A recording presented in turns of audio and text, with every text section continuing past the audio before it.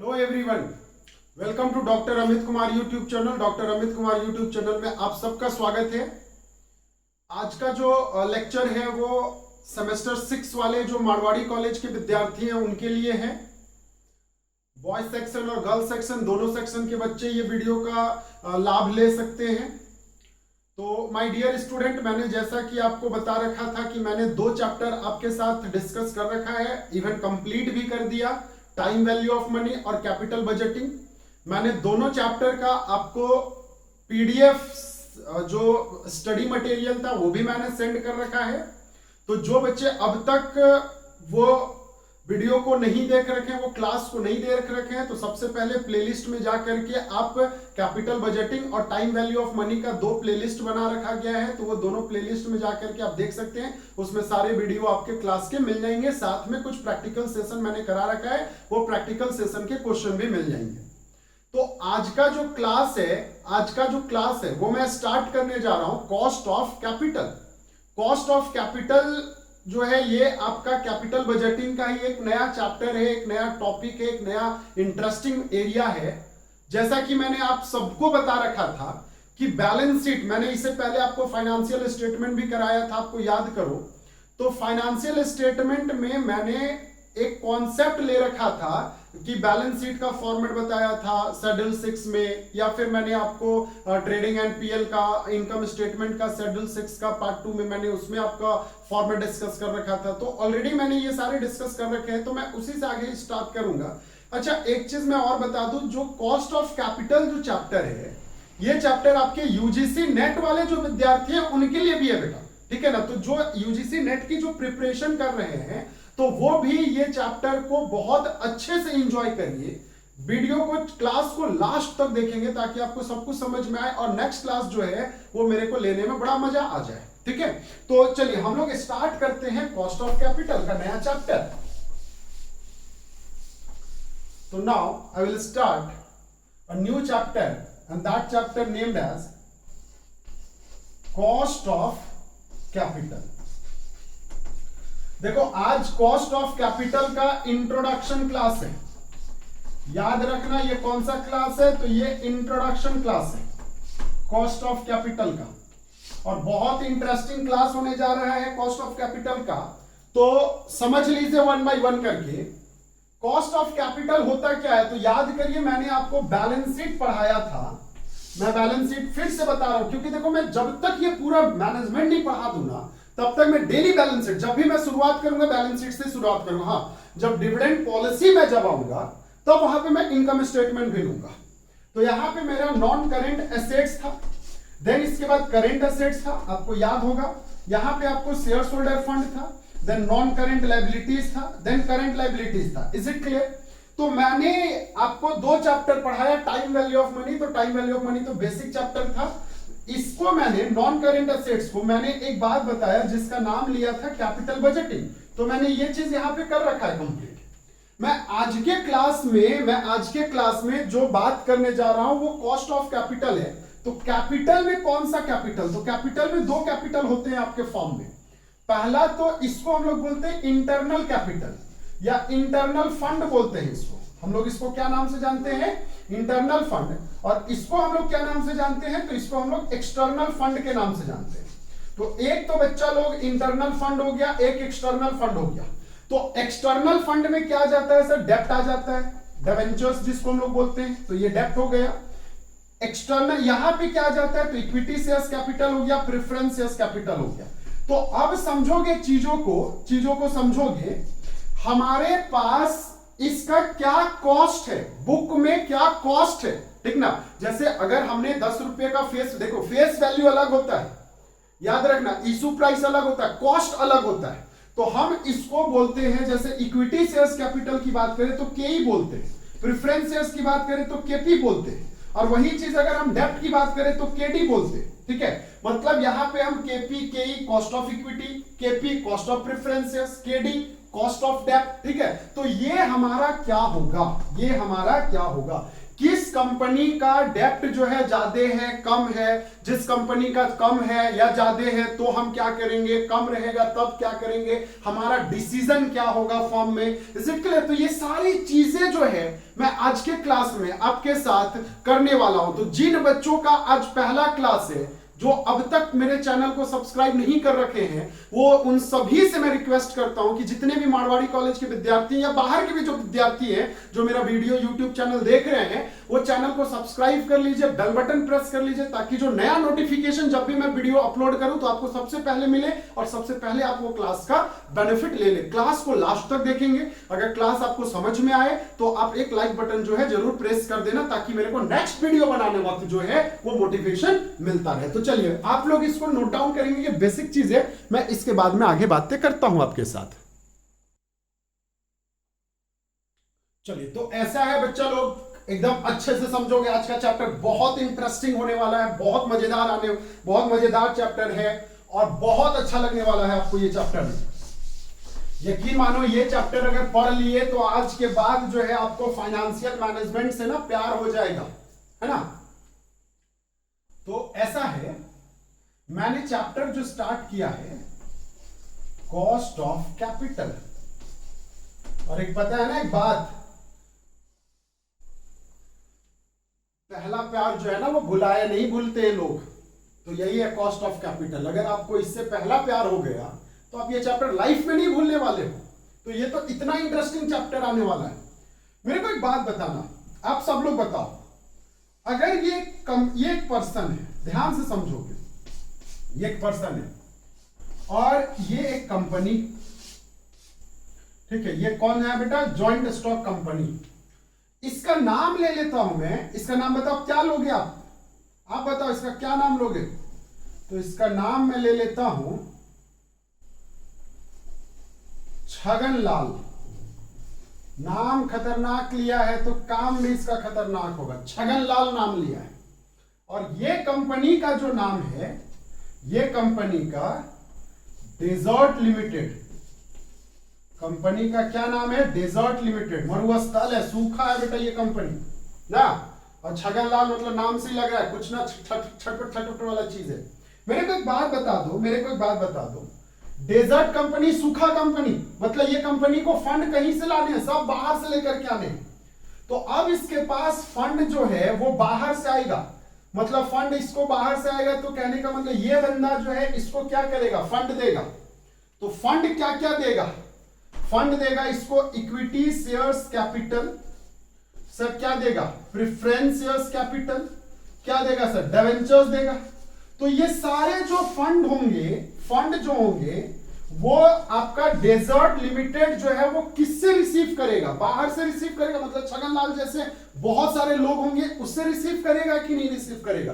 तो मेरे को एक बात बताना, छगनलाल जो है अब ऐसी कंपनी में पैसे इन्वेस्ट कर रहा है। देखो कैसे इन्वेस्ट कर रहा है, ध्यान से सुनना, छगनलाल के बारे में बात कर रहा हूं। इसने सबसे पहले इक्विटी शेयर्स कैपिटल पे ₹100 इन्वेस्ट किया। कितना रुपया इन्वेस्ट किया बेटा, 100 रुपया। ध्यान से सुनना, छगनलाल ने इक्विटी शेयर्स कैपिटल में कितना पैसा इन्वेस्ट किया, 100 रुपया इन्वेस्ट किया, ठीक है। अच्छा, इसके अलावे जो है इसने एक प्रेफरेंस शेयर्स 12% वाला प्रेफरेंस शेयर्स भी इसने लिया। तो प्रेफरेंस शेयर्स कैपिटल पे इसने जो इन्वेस्ट किया वो इन्वेस्ट किया 100 रुपया अगेन। अब मेरे को एक बात बताना, इसने 10% वाला डिवेंचर भी इन्वेस्ट किया। ये 3 जगह इसने पैसे लगा रखे हैं, 100 रुपया। कितना कितना पैसा लगा रखा है, 100 रुपया लगा रखा है। मतलब इसका टोटल आउटले या टोटल कैपिटल बोलो इसका, टोटल फंड बोलो इसका, ठीक है, हम लोग इसको आउटले बोलते हैं क्योंकि ये एफएम का लैंग्वेज है। तो ये कितना हो रखा है बच्चा लोग, 300 हो रखा है। टोटल आउटले कितना हो रखा है, 300 हो रखा है। एकदम अच्छे से समझोगे चीजों को, मैं इसको मिटा रहा हूं, ध्यान से सुनना। इस कंपनी का नाम क्या, डेजर्ट लिमिटेड। इस कंपनी का नाम क्या, तो डेजर्ट लिमिटेड इस कंपनी की नाम है ना। अब एक बात और समझो, अब इसका रिटर्न कितना मिलेगा वो देख लो, एक्सपेक्टेड रिटर्न, ठीक है, रिटर्न का एक्सपेक्टेशन क्या है। तो 10 100 जो है 10% मतलब 10 रुपया होगा। 100 रुपया लगाया तो ये 12 रुपया होगा। चलो इसका मैं ये एज्यूम कर लिया, मैंने एज्यूम कर लिया कि इक्विटी से इसने 15 कमाया। इक्विटी से कितना कमाया? 15, क्योंकि जहां पे ज्यादा रिस्क होते हैं वहां पे ज्यादा पैसे कमाते हैं। इक्विटी पे रिस्क भी तो ज्यादा था ना, तो रिस्क ज्यादा था। एक कहावत है ना, जहां रिस्क है वहां इश्क है। चलो तो मेरे को एक बात बताना, यहां पे अब जो है टोटल इसने कितना कमाया? 37 कमाया। टोटल कितना कमाया बताना? 37।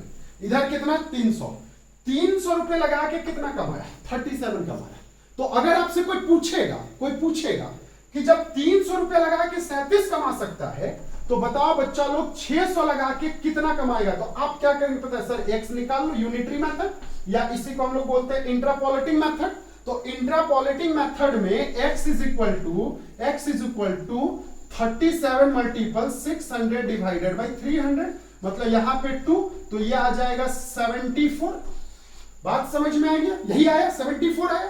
तो मेरे को एक बात बताना, जब 300 रुपया डाल करके हम 37 कमा रहे हैं, तो 600 रुपया डालेंगे तो हम 74 कमाएंगे। इज इट क्लियर और नॉट? तो आंसर इज यस।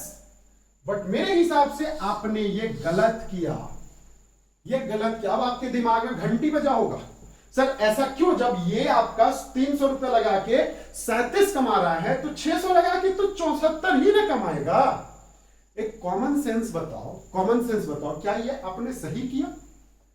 तो मेरे हिसाब से तो नहीं किया, एफएम के हिसाब से भी नहीं किया। ठीक है, तो सर फिर आप 74 की जगह आपका क्या होगा? मेरे को एक बात बताओ। चलो मैं सब मिटा रहा हूं, ऊपर का ये बातें को मैं मिटा रहा हूं, मैं नीचे का बस एक बात बता रहा हूं। ध्यान से सुनना।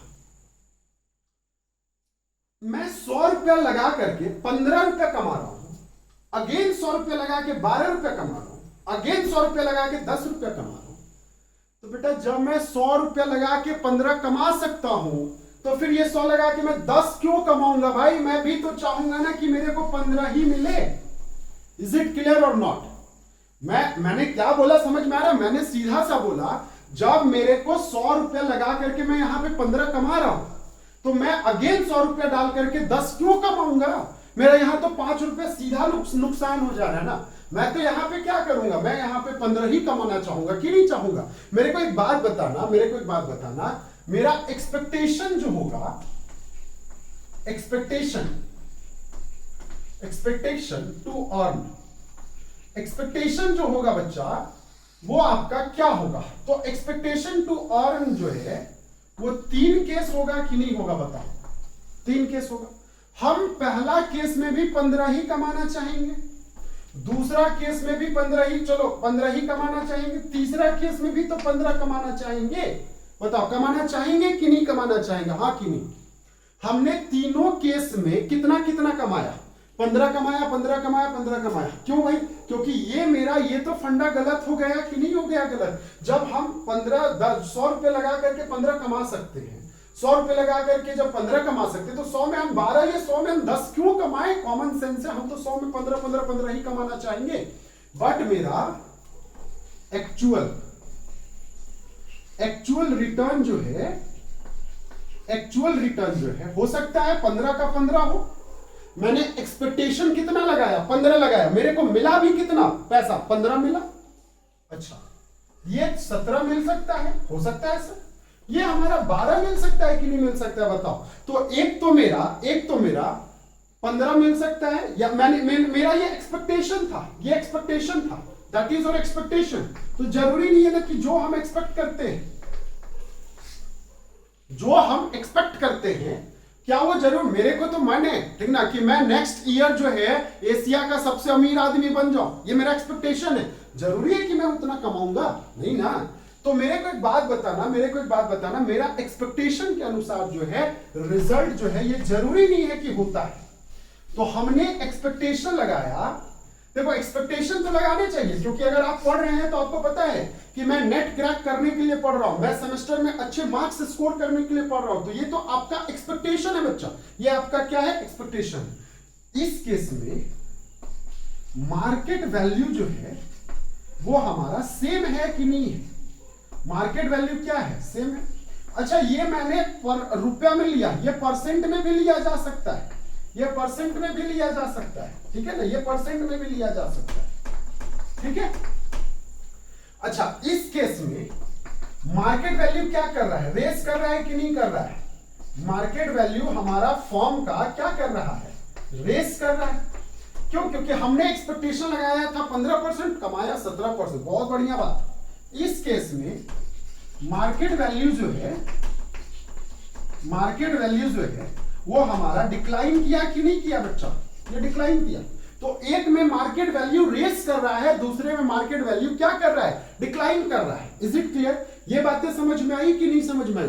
तो अब इसी को ऐसा क्यों होता है? ऐसा क्यों होता है? क्या रीजन है कि एक में मार्केट वैल्यू डिक्लाइन किया, मार्केट वैल्यू रेस किया? तो ये सारे होते हैं ना combinations of your capital structure. Combinations of capital structure कहने का मतलब क्या होता है समझ लो। ये ना हमारा पेट है, ठीक, खाना तो सब जाता है। देखना होता क्या है ना, कुछ लोग जो है जब दौड़ते हैं, भागते हैं तो बहुत स्टेमिना के साथ स्पीड में भागते हैं। कुछ लोग थक जाते हैं बहुत जल्दी, ये गए थक गए। आप जब पढ़ने बैठो तो आप पढ़ते पढ़ते सो गए। कोई लोग बहुत ज्यादा, मतलब ये आपका स्टेमिना, मतलब क्या, आप बेटा जैसा खाओगे, जैसा पेट में डालोगे, वैसा ये एनर्जी भी तो देगा ना आपको, वैसा आपको बूस्टअप भी तो करेगा। ये कहने का मतलब सीधा सा बात है, आप अपने बिजनेस में जो कैपिटल स्ट्रक्चर डालेंगे उसी के हिसाब से वो रिटर्न भी तो देगा ना। तो भैया कैपिटल स्ट्रक्चर मतलब क्या? मैं थोड़ा सा बता रहा हूं, मैंने ये चैप्टर अभी स्टार्ट किया नहीं है, खत्म में नहीं किया है, मैंने स्टार्ट किया, मैंने अभी तक पढ़ाया ही नहीं है, बस मैं बता दूं। कैपिटल स्ट्रक्चर कहने का मतलब क्या? Equity shares capital, preference shares capital और डिबेंचर्स, और डिबेंचर्स। तो आप जो है ये आपको देखना है कि आप एक बिजनेस चलाने के लिए तीनों का होना बहुत जरूरी है। इसलिए जरूरी है क्योंकि ये बात बता दो मेरे को, ठीक ना, अगर हम इक्विटी शेयर्स का बात करें, प्रेफरेंस का बात करें, डिबेंचर्स का बात करें, इसमें हमारा हायर रिस्क है, इसमें कम रिस्क है। Is it clear? लेकिन एक बात बता दो, इसमें हमको प्रॉफिट भी तो ज्यादा देने हैं, इसमें प्रॉफिट हमको कम देने हैं। Is it clear? तो ये सारे चीजों को देखते हुए हमको डेब्ट का उतना ही आवश्यकता है जितना हमको इक्विटी की आवश्यकता है। एक बात बताओ, चावल बस खाए जा रहे हो, सब्जी खा ही नहीं रहे हो, बताना आपका ये साइकिल जो है, पेट जो है वो एक्टिव रहेगा, काम, बॉडी काम करेगा? नहीं करेगा। तो बेटा जितना चावल का जरूरत है उतना, अब अच्छा सुबह से शाम तक 5 दिन तक कंटिन्यूअसली हम दाल पिए जा रहे हैं, इज इट पॉसिबल कि वो आपको कोई पावर देगा? तो आंसर इज नो। समझ में आ रही बातें? तो हमारा कैपिटल स्ट्रक्चर पे डिपेंड करता है कि मार्केट परसेंटेज हमारा एक्सपेक्टेशन से हमारा रिटर्न जो है वो कैसा है। एक कहावत है ना, हाँ, एक कबीर का दोहा में भी बोलता है, ठीक ना, बोए बीज बबूल के, ठीक ना, तो आप जो है फूल पौधे का उम्मीद कहां से आप कर रहे हैं? Is it clear? तो वही कहानी, आप जैसा एक्सपेक्टेशन रखोगे भैया तो आपको स्ट्रक्चर भी तो वही रखने पड़ेंगे। मैं एक अभी नॉर्मल सा बात बता रहा हूं, एक फंडामेंटल कॉन्सेप्ट दे रहा हूं। चलिए, ये लिख लिया होगा, एक बेसिक कॉन्सेप्ट दे रहा हूं, अभी 2 मिनट में आपको कैपिटल स्ट्रक्चर के बारे में आपको समझ में आने लगेगा, ठीक है, आने लगेगा। मान लेता हूं, चलो 2 अलग अलग कंपनी है, ध्यान से सुनना। एक कंपनी ए है, एक कंपनी बी है, 2 अलग अलग कंपनी। देखो ये बेटा इक्विटी शेयर्स कैपिटल क्या है my dear student? That is equity shares capital. Equity shares capital we assume 1 lakh. A में कितना? 1 लाख है ना? ए में कितना है बताना? 1 लाख। बी में कितना है? 50,000। Is it clear? अच्छा, 10% वाला डिबेंचर्स जो है, 10% वाला डिबेंचर्स यहां पे नील है, यहां पे माय डियर स्टूडेंट 50,000। बताना total capital, total outlay again I repeat, outlay means capital कितना हो गया? 1 लाख हो गया, 1 लाख। दोनों में हमने पूंजी कितनी लगाए थे? दोनों में हमने पूंजी 1 लाख ही लगाए थे। बात समझ में आ गई? दोनों में पूंजी जो है, हमारा जो कैपिटल जो लगा था वो 1 लाख ही लगा था। 2 अलग अलग कंपनी थी, लेकिन स्ट्रक्चर अलग हो गया। एक जो कंपनी है वो पूरा का पूरा सिर्फ इक्विटी डील करता है, और एक कंपनी जो है वो आपका डिबेंचर्स भी डील करता है। वो आपका क्या डील करता है, डिबेंचर्स भी डील करता है। तो मान लेता हूं सपोज दोनों कंपनी का EBIT earning before interest and tax at the rate of 20%, मान लेता हूं। तो बताना ए कंपनी का 20% 20,000 होएगा, तो सर होएगा। बी का भी 20,000 होएगा, तो होएगा। थोड़ा सा इसको आप लिखने के टाइम इधर शिफ्ट कर लेना, ठीक है, क्योंकि इधर मैं कुछ लिखूंगा भी। मेरे को एक बात बताना, तो जब EBIT 20,000 है तो इंटरेस्ट बताना मेरे को लगेगा कि नहीं। तो भैया सबसे पहले हम इंटरेस्ट लेस करेंगे, और इंटरेस्ट क्या चीज का लेस करेंगे, इंटरेस्ट ऑन डिबेंचर। इंटरेस्ट क्या चीज का लेस करेंगे, तो इंटरेस्ट ऑन डिबेंचर लेस करेंगे। तो भैया बताना मेरे को डिबेंचर क्या पहला कंपनी ए है, दूसरा कंपनी बी है, क्या ए कंपनी डिबेंचर रखा है? तो जब डिबेंचर रखा ही नहीं है तो डिबेंचर का इंटरेस्ट देगा नहीं। बी कंपनी देखो तो क्या 10% के हिसाब से, क्योंकि ये 10% है तो 5,000 इंटरेस्ट देगा कि नहीं देगा, तो देगा। मतलब यहाँ पे EBT जो है अर्निंग बिफोर टैक्स जो है ये कितना हो गया, 20,000 हो गया, ये कितना हो गया, 15,000 हो गया। एक तो 20,000 आ गया, दूसरा क्या हो गया, दूसरा 15,000 हो गया, दूसरा क्या हो गया 15,000। मान लेता हूं मैं सहजता के लिए टैक्स भी ले लेता हूं, चलो टैक्स ले लेता हूं एट द रेट ऑफ 40%। ये मैंने एज्यूम कर लिया, ये मैंने एज्यूम कर लिया, ठीक है ना, एज्यूम कर लिया। अच्छा इसका शेयर्स का रेट है 10 रुपया, तो बताना इसका 40% 8,000 होएगा और इसका 40% 6,000 होएगा, ठीक है 6,000 होएगा। तो टोटल जो आ जाएगा EAT earning after tax, earning after tax, तो ये आ जाएगा 12,000। अच्छा 12,000, और ये आ जाएगा हमारा कितना, 5 और 4 9,000, 9,000 आ गया। एक में आपका 12,000 आया तो दूसरा में 9,000 आया। अच्छा, और यही EAT जो है इसके बाद यहां पे अगर ये खत्म हो गया तो मेरे को एक बात बताना, अब हम यहां पे EPS earning per share, earning per share, earning per share EPS is equal to होता है क्या, EAT divided by number of shares. तो EAT कितना हमारा 12,000 है, divided by number of shares कितना बच्चा लोग 10,000, यहां पे 9,000 डिवाइडेड बाय कितना 5,000। तो बताओ यहां पे क्या ये 1.2 आया, और यहां पे 1.5 और 8 4 बचे 8 बचे 40, 1.8, एक में आया 1.8 और दूसरा में आया 1 कितना, एक मिनट थोड़ा कैलकुलेटर से मैं देख लेता हूं कैलकुलेट करके, क्योंकि कैलकुलेशन थोड़ा मिस्टेक हो जाता है। 9,000 डिवाइडेड बाई 5,000, चलो 1.8 ही है, और ये 12,000 डिवाइडेड बाई 10,000 1.2। तो एक में बच्चा 1.2 आ गया, एक में 1.8 आ गया, ठीक है। तो मेरे को एक बात बताओ, ये हमारा EPS कहलाया, अर्निंग पर शेयर्स। तो मेरे को सीधा सा कॉन्सेप्ट बताना, एकदम स्ट्रेट फॉरवर्ड कॉन्सेप्ट। हमारा डिबेंचर्स लेने के वजह से इसमें अर्निंग पर शेयर्स, एक शेयर्स के प्रति हमने कितना पैसा अर्न किया, 1 रुपया 80 पैसा। और यहां पे डिबेंचर्स नहीं लिया था तो हमने कितना पैसा अर्न किया, हमने 1 रुपया 20 पैसा अर्न किया। हमने कितना पैसा अर्न किया, तो 1 रुपया हमने 20 पैसा अर्न किया। तो मेरे को एक बात बताना, मेरा कैपिटल स्ट्रक्चर बी वाला लेना मेरे लिए फायदा है कि नहीं है? क्यों? क्योंकि अगर मैं ये शेप में आता हूं, ये कॉन्सेप्ट में आता हूं, तो मेरे को एक बात बता दो, अर्निंग पर शेयर जो है 1 रुपया 80 पैसा, मतलब एक शेयर्स के बदले मेरे कितना कमाई होगा, तो मेरा जो है 1 रुपया 80 पैसा कमाई होगा कि नहीं होगा? तो answer is yes, answer is yes. तो बताना डिबेंचर्स आना जो है बिजनेस में जरूरी है कि नहीं है? तो दैट आर द कॉन्सेप्ट, यही एक फंडा है आपका। तो सर इसका मतलब ये हो गया, इसका मतलब ये हो गया, हमने यहां पे कितना पैसा एक्स्ट्रा दिया, 5,000 दिया। 5,000 एक्स्ट्रा देने की वजह से हमने यहां पे कितना पैसा बचा लिया, 2,000 बचा लिया। 5,000 एक्स्ट्रा पेमेंट करने की वजह से हमने यहां पे 2,000 बचाया। तो इसका कहने का मतलब टोटल जो डिफरेंसेस आया वो कितने का आया, 3,000 का डिफरेंसेस आया। हमारा जो डिफरेंसेस आया वो कितने का डिफरेंसेस आया 3000, और ये 2000 जो बचा है ये 5000 का ना बेटा 40% होगा। और ये 40% क्यों हो रहा है? क्योंकि टैक्स जो है 40% है। अगर टैक्स यकीन मानो अगर टैक्स यहाँ 50% होता ना तो यहाँ पे 2500 आता वैल्यू, 2500 आता। अब चेक करके देख लेना, मतलब इसका जो 50% जो है वो पैसा आप सेव किए होते तो टैक्स का जो परसेंटेज है तो उतना परसेंटेज आएगा। तो इसका कहने का मतलब अगर ये 3000 है, 5000 के बदले 100, 5000 के बदले 100 तो इसका बदले x, तो x का बदला कितना, मतलब कॉस्ट ऑफ डेप्ट कितना हो गया 60%।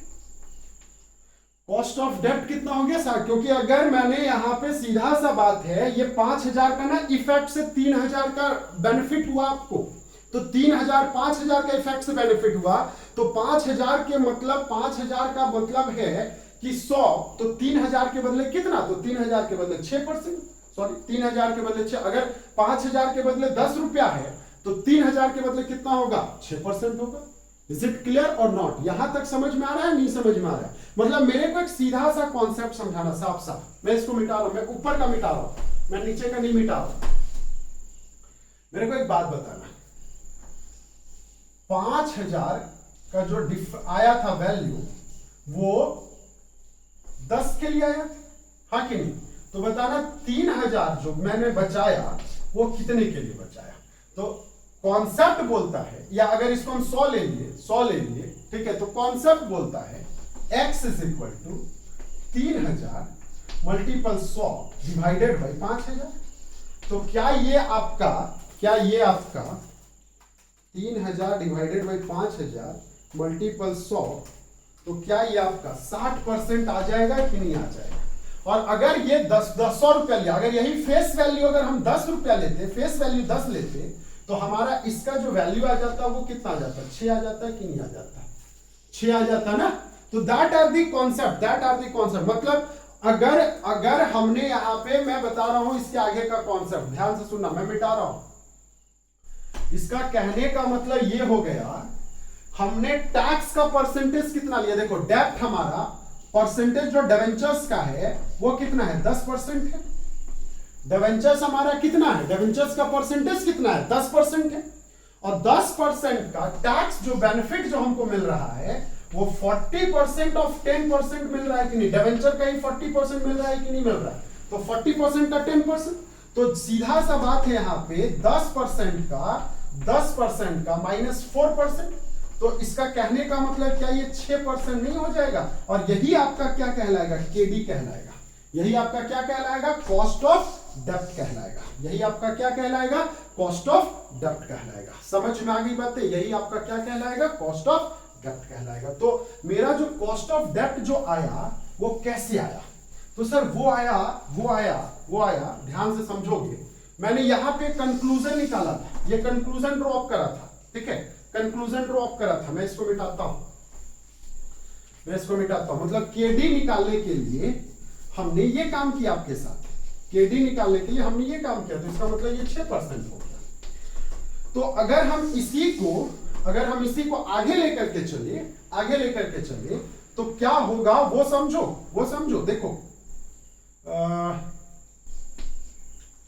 केडी इज इक्वल टू, क्या ये इंटरेस्ट है? तो आई ले लिया हमने, बिल्कुल ले लिया सर, आई ले लो, क्योंकि आई इज इक्वल टू क्या चीज, इंटरेस्ट और डिवेंचर, ठीक है ना? अच्छा लिख लेते हैं, चलो ठीक है, इंटरेस्ट ऑन डिवेंचर लिख ही लो, चलो क्या दिक्कत है, लिखने में क्या जाता है, डिवेंचर्स है ना, इंटरेस्ट ऑन डिवेंचर माइनस यहां पे आ जाएगा tax rate multiple interest on debentures, यही आ जाएगा, हाँ कि नहीं? यही आ जाएगा। मतलब क्या हम इसको ऐसे नहीं लिख सकते, आई मल्टीपल टी लिखा जा सकता है कि नहीं लिखा जा सकता है? क्योंकि मैंने तो वही काम किया कि नहीं किया, तो सर किया। तो क्या हम इसको आई को अगर कॉमन ले ले तो I1 माइनस टी लिया जा सकता है कि नहीं लिया जा सकता? और बेटा यही फॉर्मूला हो जाएगा आपका केडी का, मतलब केडी का फॉर्मूला मैंने आपके साथ निकाल के बता दिया कि नहीं, केडी जो है वो कैसे निकलता है। तो केडी निकलता है, सीधा सा बात है, मैंने यहां पे आपको कॉन्सेप्ट बता दिया, KD इज इक्वल टू क्या, I1 माइनस टी, बस आपका KD निकल जाएगा और कोई झमेला नहीं है, कोई झंझट ही नहीं है। समझ में आ रही बातें, क्लियर है, कोई डाउट है? तो आज के लिए बस इतना ही, बस इतना ही। मैं नेक्स्ट क्लास जो है, नेक्स्ट क्लास इसी के आगे कंटिन्यू लेकर के चलूंगा, मैं क्वेश्चन भी करूंगा नेक्स्ट क्लास। तो तब तक के लिए टाटा बाय बाय।